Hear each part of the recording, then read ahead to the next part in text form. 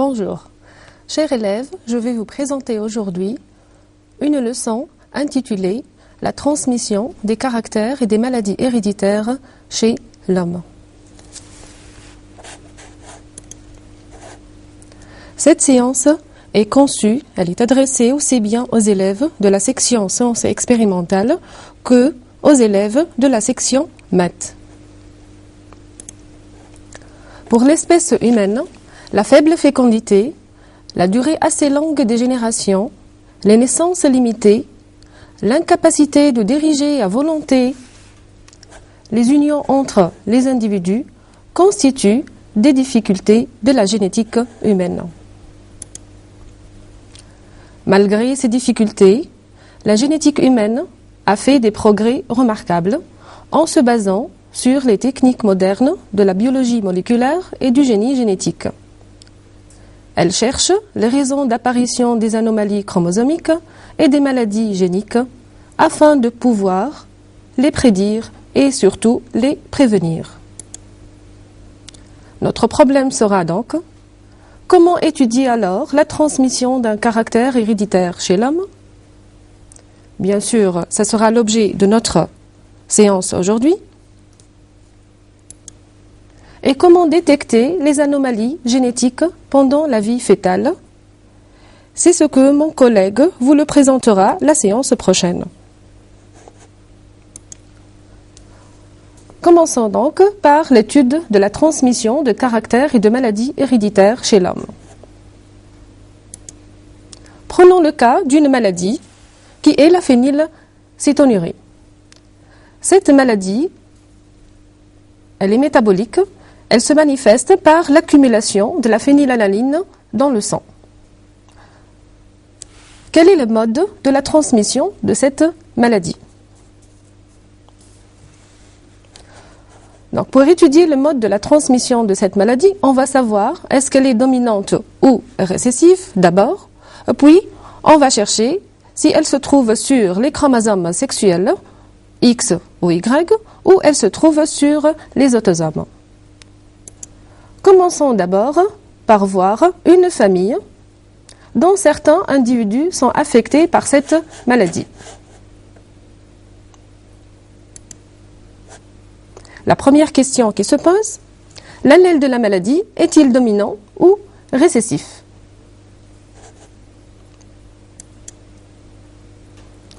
La réponse: pour savoir que cette maladie elle est dominante ou récessive, on doit prendre deux parents. On observe par exemple le parent 1, un 1 et un 2. Nous observons ces deux parents, ils sont phénotypiquement sains. Ils ont eu une fille 2, 3 qui est malade. Donc, qu'est-ce que ça veut dire? Que au moins l'un des deux parents porte l'allèle malade, l'allèle de la maladie à l'état masqué. Donc, qu'est-ce qu'on peut dire? On peut dire que l'allèle de la maladie est récessif. Et là, on doit poser notre couple d'allèles. Donc, on peut choisir un couple d'allèles grand S, petit m, avec grand S, l'allèle normal dominant, et petit m, l'allèle de la maladie récessif. Passons maintenant à la deuxième question. S'agit-il d'une hérédité autosomale ou liée au sexe, c'est-à-dire elle est liée à X ou à Y? L'allèle de la maladie, on va commencer par poser des hypothèses. La première hypothèse est: est-ce que notre maladie, elle se trouve sur Y? La deuxième hypothèse, est-ce que la maladie, elle se trouve sur X? Et la troisième hypothèse, est-ce que la maladie, elle se trouve sur un autosome? Donc, on va passer à la première hypothèse et voir est-ce qu'elle est vérifiée ou non. Donc, cette hypothèse, elle est à rejeter. Pourquoi? Parce qu'on a la présence des filles qui sont malades. Et nous savons bien que les filles ne possèdent pas Y. Et si la maladie, elle se trouve sur Y, donc elle va se transmettre automatiquement des pères aux fils. Or, lorsque nous observons cette famille, nous voyons que le père de 4 et ses fils 3, 6 et 3, 8 n'ont pas le même phénotype. Donc automatiquement, cette hypothèse, elle est à rejeter. Passons donc à la deuxième hypothèse. L'hypothèse 2, l'allèle de la maladie est porté par X. Observons ces deux parents, 2, 4 et 2, 5. Normalement, si la maladie, elle se trouve sur X, les deux parents qui sont sains peuvent donner des enfants malades si la mère, bien sûr, elle est hétérozygote. Vérifions ceci. Prenons l'exemple de ces deux parents, 2, 4 et 2, 5. Cherchons le génotype de 2, 4, puisque c'est un homme et qui est sain, donc il possède l'allèle grand S qui est sain, donc XS sur Y, et il a comme gamète XS et Y. La mère de 5 maintenant, elle est bien sûr de phénotype saine, donc elle est X grand S et elle possède X petit m parce qu'elle possède des enfants qui sont malades, qui héritent automatiquement ce X petit m de leur mère. Donc elle est hétérozygote. Les gamètes seront donc de la mère XS et XM. Faisons le tableau de rencontre de ces gamètes. L'échiquier nous montre la présence des filles qui sont saines, toutes les filles d'ailleurs, elles sont saines, et la présence des enfants, des garçons qui sont sains et qui sont malades. Est-ce que le tableau de rencontre des gamètes vérifie notre pédigré? Ce n'est pas le cas, puisque nous avons la présence de 2, 3 et de 3, 5, deux filles qui sont malades. Donc, on peut rejeter cette hypothèse. Donc, d'après le tableau de rencontre des gamètes, toutes les filles sont saines. Or, d'après le pédigré, on a la présence des filles, par exemple, 3, 5 qui est malade, d'où l'hypothèse, elle est à rejeter. On peut donner une autre justification en se basant sur cette fille de 3. Nous voyons que cette fille de 3, elle est malade, c'est-à-dire elle a comme génotype X petit m sur X petit m. C'est-à-dire, elle doit hériter X petit m de sa mère, qui est généralement, elle est saine, donc elle possède X grand S et elle possède X petit m puisque la fille, elle est malade. Et elle doit hériter X petit m de son père, qui doit avoir comme génotype X petit m sur Y. Donc, il doit être malade. Or, d'après notre pédigré, on voit que le père A1, il est sain. Donc, on peut rejeter cette hypothèse. Et on passe à l'hypothèse suivante, qui est l'allèle de la maladie se trouve sur un autosome. On va observer encore, on va étudier ces deux parents, de 4 et de 5. Si la maladie se trouve sur les autosomes, donc 2,4 aura comme génotype, puisqu'il est sain, grand S sur petit m.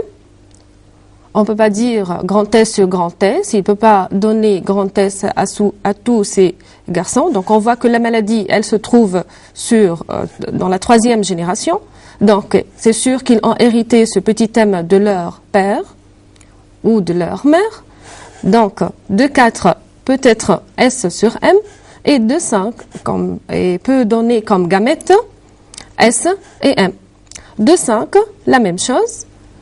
Son génotype est S sur M et elle peut donner comme gamète S et M. Faisons le tableau de rencontre des gamètes. L'échiquier nous montre la présence des enfants qui sont sains et des enfants qui sont malades. Est-ce que c'est conforme dans notre pédigré? Observons la génération 3. On voit que la présence des enfants qui sont sains et la présence des enfants qui sont malades. Donc, d'après le tableau de rencontre des gamètes, il peut y avoir des enfants malades, ce qui est conforme avec le pédigré. D'où l'hypothèse, elle est vérifiée. Donc, en conclusion, je peux dire que l'allèle de la maladie de la phénylcétonurie, elle est récessive et elle se trouve sur les autosomes. Et d'une façon générale, dans le cas où l'allèle de la maladie est récessif autosomal, l'anomalie affecte indifféremment les deux sexes. Deux parents sains de phénotypes normaux peuvent engendrer des enfants atteints, et deux parents, l'un atteint et l'autre normal, peuvent engendrer un enfant atteint. Il suffit que le parent normal soit hétérozygote. On va passer maintenant à une deuxième maladie qui est la chorée de Huntington. Et on va voir comment elle va se transmettre d'une génération à une autre. Présentons cette maladie. Dans un village du Venezuela, une bonne partie de la population est atteinte d'une terrible maladie, la chorée de Huntington. Tous les habitants de ce hameau descendent d'un ancêtre commun qui a transmis le gène de la maladie. Ce gène est dominant. Les premiers symptômes apparaissent vers 40 ans. En quelques années, le malade perd le contrôle de ses mouvements et de son comportement. Il devient grabataire et meurt entre 50 et 60 ans. Si un homme ou une femme est atteint, ses enfants ont une chance sur deux d'être malades, mais ils ne le seront pas avant l'âge de 40 ans. Parmi ceux qui vivent sous cette menace, certains veulent savoir ce qui va leur arriver, d'autres non. Tous vivent dans la crainte.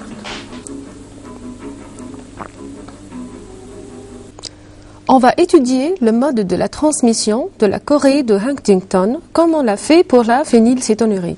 C'est-à-dire, on va voir si elle est dominante ou récessive et si elle se transmet au niveau des chromosomes sexuels, c'est-à-dire X ou Y, ou sur les autosomes.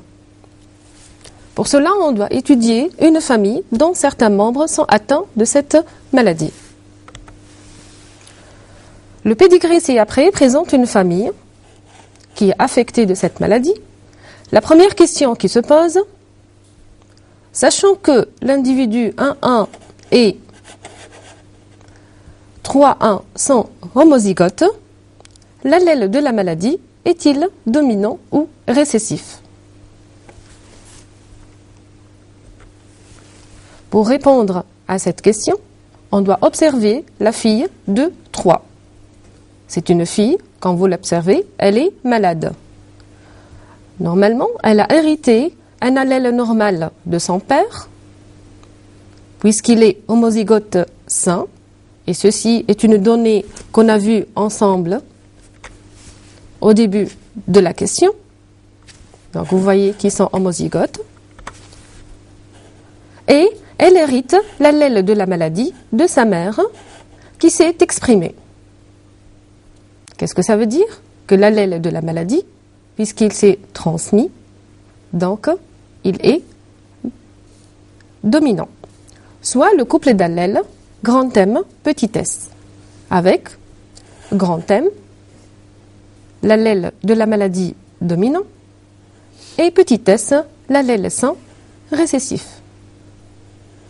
Puisque la maladie, on la connaît maintenant, elle est dominante, on va passer pour voir si elle est autosomale ou liée au sexe. Bien sûr, on doit poser des hypothèses. La première hypothèse est l'allèle de la maladie est porté par Y. Observons bien cette famille. Nous observons la présence des filles malades, 2, 3 par exemple, et 4, 2. Et bien sûr, si l'allèle de la maladie se trouve sur Y, on n'aura jamais des filles qui sont malades. En plus, on voit la présence du père, par exemple, de 4, et de son fils 3,2 qui n'ont pas le même phénotype. Donc cette hypothèse, on la rejette. On passe à la deuxième hypothèse. Soit le couple 3,1, 3,2. On va chercher le génotype de ces deux parents, ainsi les gamètes, et voir leurs descendants. Par exemple, 3,1. Elle est de génotype, elle est saine, donc elle est de génotype X petit s sur X petit s.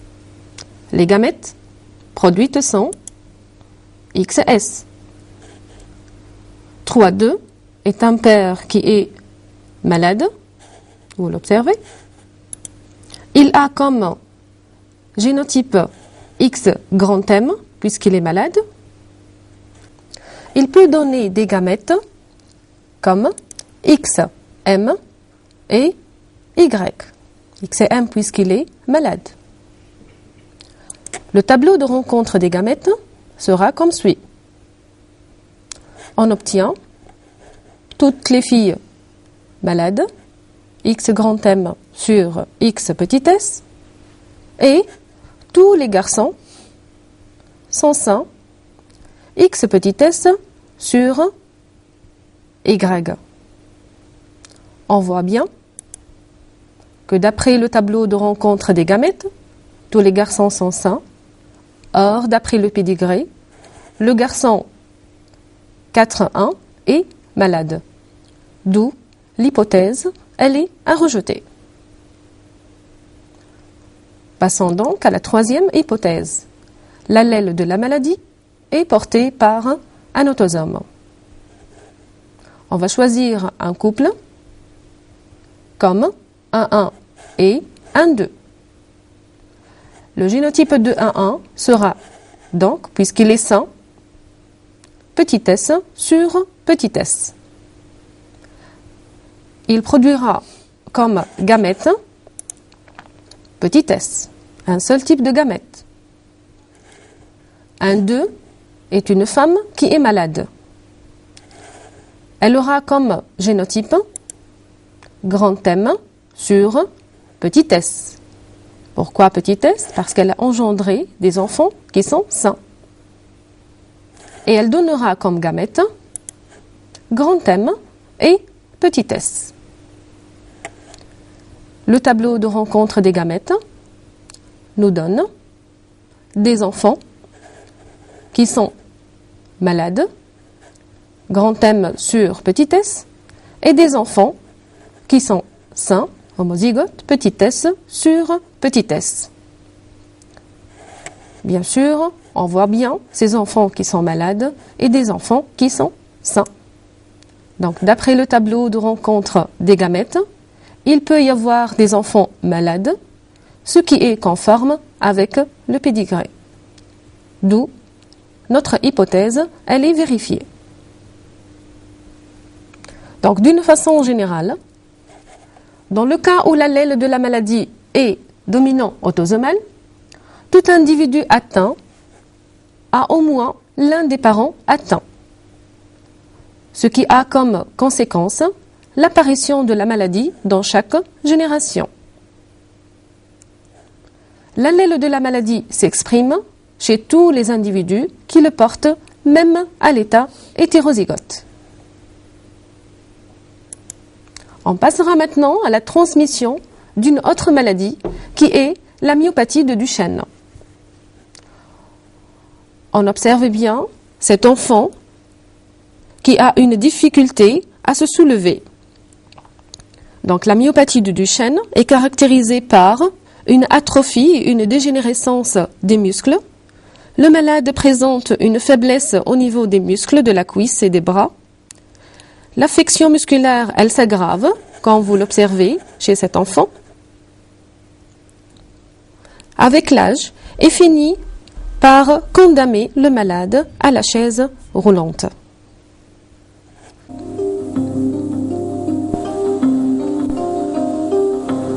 Certaines maladies héréditaires sont liées au sexe. C'est le cas de la myopathie de Duchenne, maladie musculaire grave qui frappe les garçons. Qu'est-ce que c'est que d'être le père d'un enfant myopathe? C'est pas toujours drôle. C'est voir un garçon naître, c'est voir un bel enfant. Jusqu'à la période de la marche. S'apercevoir à l'âge de la marche quelque chose qui ne va pas très bien. C'est voir cet enfant grandir jusqu'à 3 ans, devenir un beau bébé. Et puis à 3 ans, apprendre qu'il est perdu, qu'il a une maladie qui détruit ses muscles, contre laquelle on ne peut rien. C'est le voir s'arrêter à 9 ans, s'arrêter de marcher.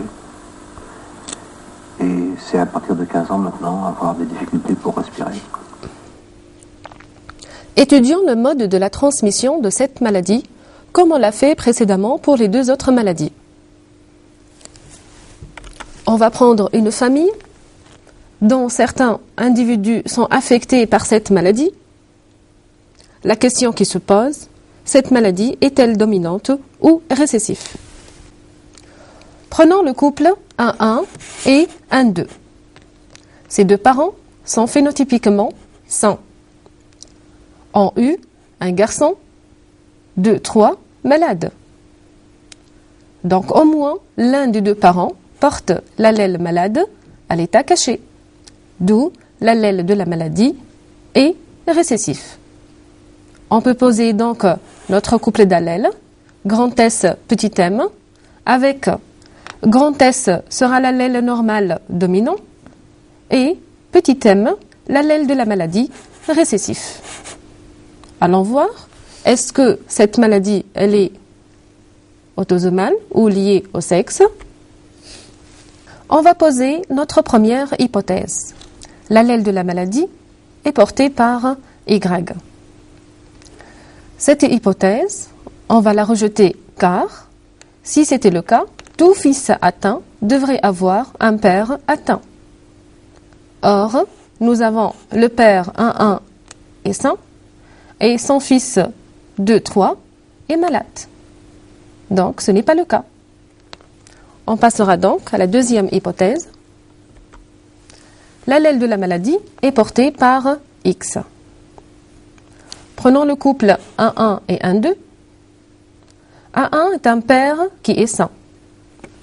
Son génotype est X grand S sur Y. Il donne les gamètes suivantes, XS, Y. 1-2 est une mère saine. Donc, elle a comme génotype XS sur XM. Et elle donne comme gamètes XS et XM. Le tableau de rencontre des gamètes donne les résultats suivants. On voit bien la présence des filles qui sont saines et des garçons qui sont sains et malades. Bien sûr, d'après le tableau de rencontre des gamètes, seuls les garçons peuvent être atteints, ce qui est conforme avec le pédigré. D'où l'hypothèse, elle est à retenir. Regardons si le gène peut être porté par un autosome. On passe donc à la troisième hypothèse, l'allèle de la maladie est porté par un autosome. Soit les 2 parents, 2-4 et 2-5. 2-4 est une mère saine. Elle a comme génotype S sur M. Elle donnera les gamètes suivantes, S et M. 2-5 est un père sain. Il a comme génotype S sur M, puisqu'il a des enfants qui sont malades. Et il donne les gamètes S et M. Le tableau de rencontre des gamètes nous montre la présence des enfants qui sont malades, comme on l'a dans notre pédigré.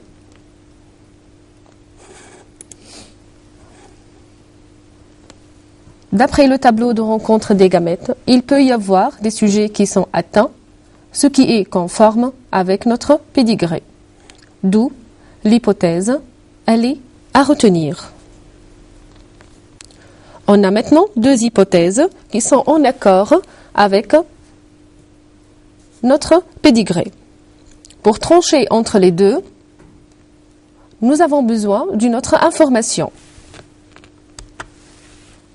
Par les techniques de biologie moléculaire, on s'est distingué par l'analyse de l'ADN l'allèle normal de l'allèle muté, à l'origine bien sûr de la maladie. Les résultats d'analyse effectués sur certains sujets sont résumés dans le tableau suivant. On va prendre des individus de ce pédigré. Par exemple, le 1, 2. Il possède un allèle normal et un allèle muté. De 2, elle possède deux allèles normales. De 3, il possède seulement un allèle muté. Et de 6, il possède seulement un allèle normal.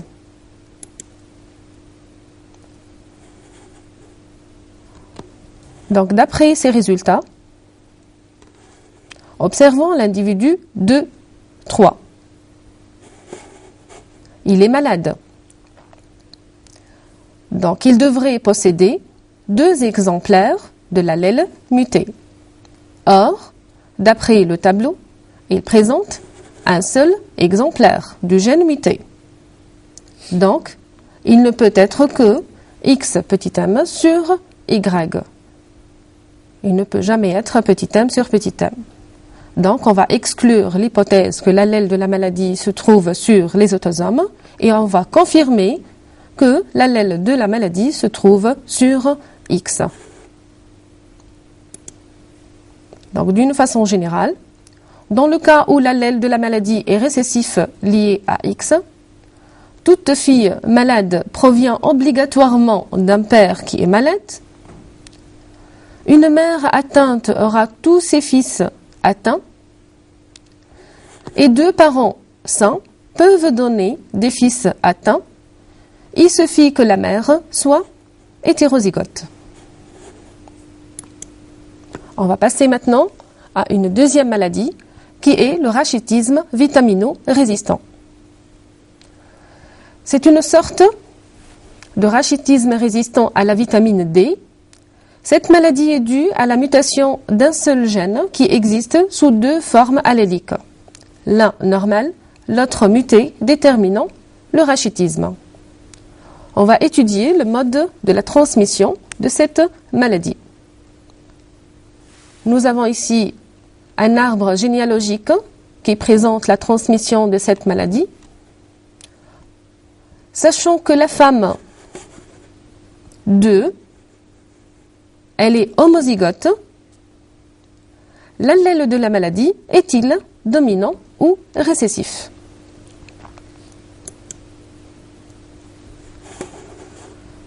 Quatre, on voit bien que c'est une fille qui est malade.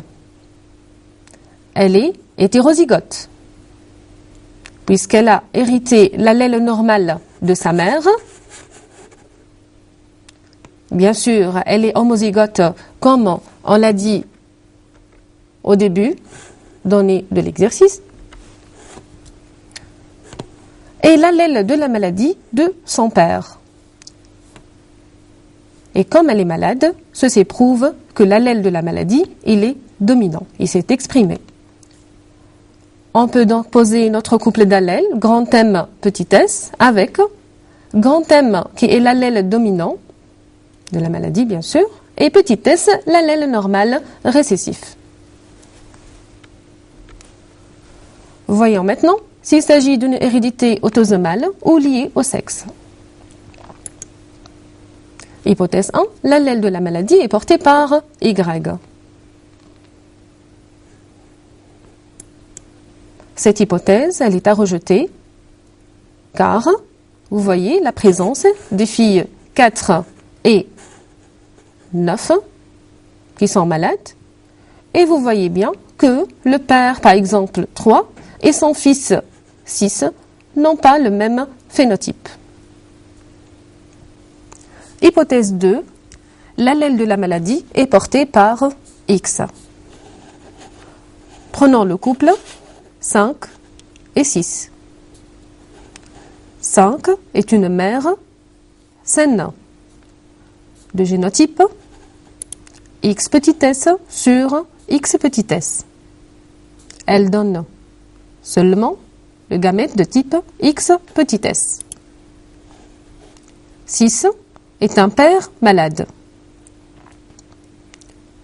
Il a comme génotype X grand M puisqu'il est malade sur Y. Et il donne comme gamète X grand M et Y. Le tableau de rencontre des gamètes nous donne les résultats suivants. On observe bien que toutes les filles sont malades hétérozygotes et tous les garçons sont sains. Donc vous voyez bien la présence d'une fille 9 qui est malade et des garçons 8, 10 et 11 qui est sain. Donc, on voit bien que notre hypothèse, elle est vérifiée. Si nous passons par exemple à ce couple, 1, 2, ils ont donné aussi une fille qui est malade. Donc, s'ils n'ont pas donné une fille malade, donc ceci exclura notre hypothèse. Donc, d'après le tableau de rencontre des gamètes, tous les garçons sont sains, toutes les filles sont malades, ce qui est en accord avec le pédigré. D'où l'hypothèse, elle est à retenir. Passons à l'hypothèse 3. L'allèle de la maladie est porté par un autosome. On va travailler sur le même couple, 5 et 6. 5, vous voyez que c'est une femme saine. Elle a comme génotype petit s sur petit s, puisque la maladie elle est dominante, et l'allèle sain il est récessif. Et 6 est un père qui est malade, qui a comme génotype grand M sur petit s, et il donne des gamètes grand M petit s. La mère, elle peut produire que un seul type de gamète qui est petit s. Le tableau de rencontre des gamètes donne des enfants qui sont malades, hétérozygotes, et sains, homozygotes. On voit ceci. Nous observons que 9, elle est malade. 8, 10, 11 sont normaux. D'après le tableau de rencontre des gamètes, il peut y avoir des sujets malades, ce qui est conforme avec le pédigré. D'où l'hypothèse, elle est à retenir aussi. On a donc deux hypothèses à confirmer. L'hypothèse que l'allèle de la maladie il se trouve sur le chromosome X et l'hypothèse que l'allèle de la maladie se trouve sur les autosomes. Là, on a besoin d'une autre information.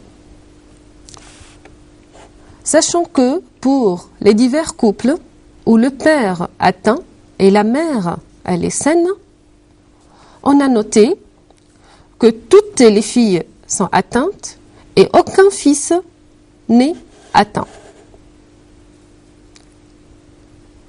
Quelle hypothèse la plus probable confirmée à partir de cette information?